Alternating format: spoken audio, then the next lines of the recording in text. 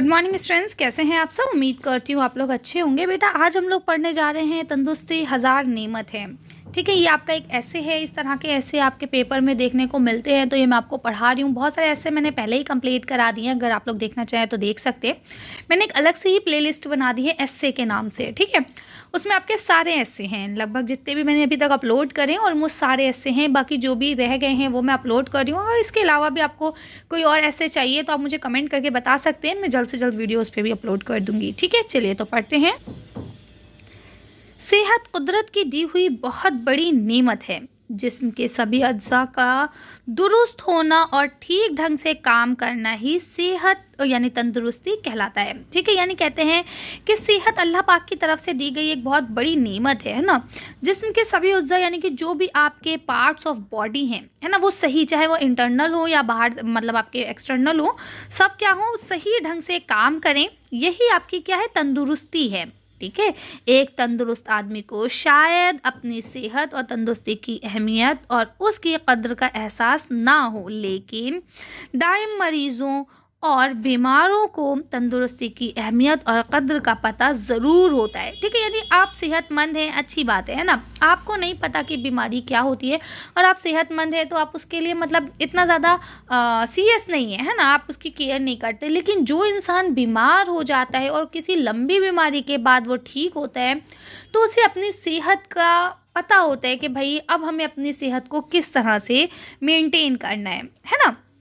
उसको सेहतमंद रहना, उसको तंदुरुस्ती बहुत ज़रूरी होती है और वो उसका पूरी तरह से ख्याल रखता है।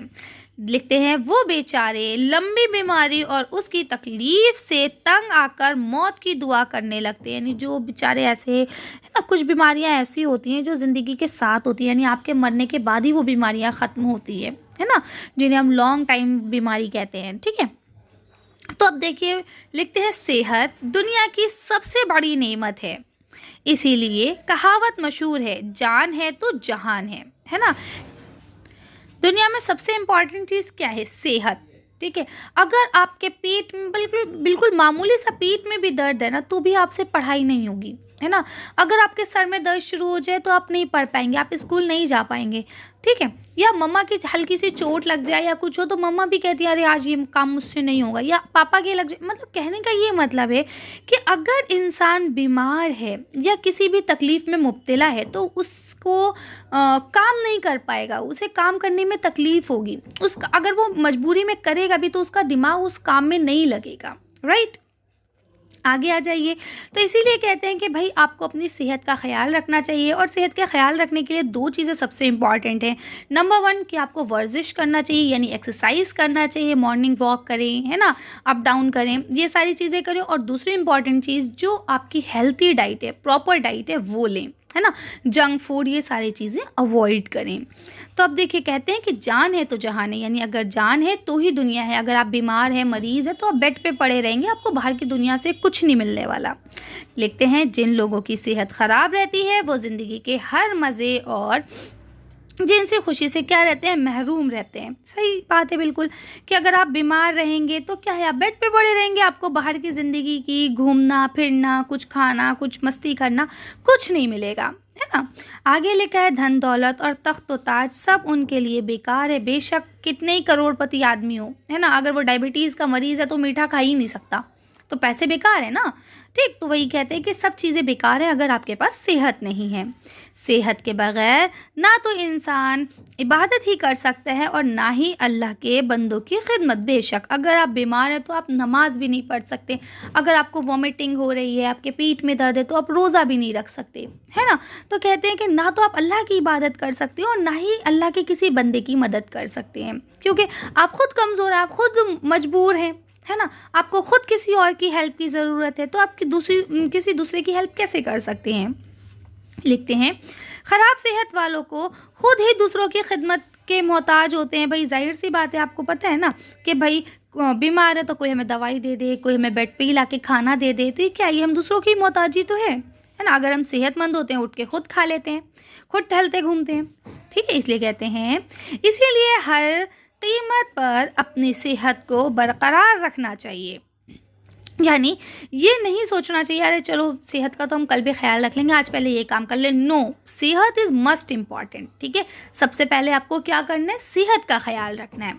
ठीक है, हिफ्ज़ान सेहत के उसूलों से वाक़फ़ियत भी हो और उन पर अमल भी किया जाए, यानी जिससे हम अपनी सेहत की हिफाजत कर सकते हैं, है ना। ऐसे जो उसूल हैं कि भाई ये चीज़ ना खाएं, ये चीज़ खाएं, ये ना करें, ये करें, उससे हमें वाक़फ़ियत होनी चाहिए कि हमें क्या कब कितना खाना है और क्या चीज़ नहीं खानी है। ठीक है, और सिर्फ वाक़फ़ियत होना ही काफ़ी नहीं है, हमें उसको क्या करना है, फॉलो अप भी करना है उस चीज़ को। ठीक है, साफ़ सुथरी मुतवज़्ज़न ग़िज़ा का इस्तेमाल, सुबह की सैर या वर्जिश करना, रोज़ाना गुस्ल करना, आराम की अदालत बरतना, ख़यालात की पाकीज़गी होना वग़ैरह कारमद उसूल हैं। यानी यहाँ पे आपको कुछ उसूल बता दिए गए हैं जो मैंने अभी आपको पहले ही बताया कि भाई आपको अगर सेहतमंद रहना है तो आपको बिल्कुल एक बैलेंस डाइट लेनी चाहिए, है ना।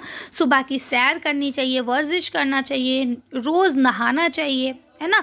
आराम, जैसे अब हम लोग हैं रात में 12 बजे तक मोबाइल चला रहे हैं, सुबह फिर जल्दी उठना पड़ता है, नहीं, आपको कम से कम एक स्टूडेंट होने के नाते आपको 6 आवर की नींद पूरी लेनी है ना। 6 घंटे कम से कम आपको सोना है। तो ऐसे अपने आप को बनाइए, नहीं तो आपको डार्क सर्कल्स हो जाएंगे, और अगर एक बार डार्क सर्कल हो गए फिर वो जाते भी नहीं है ना।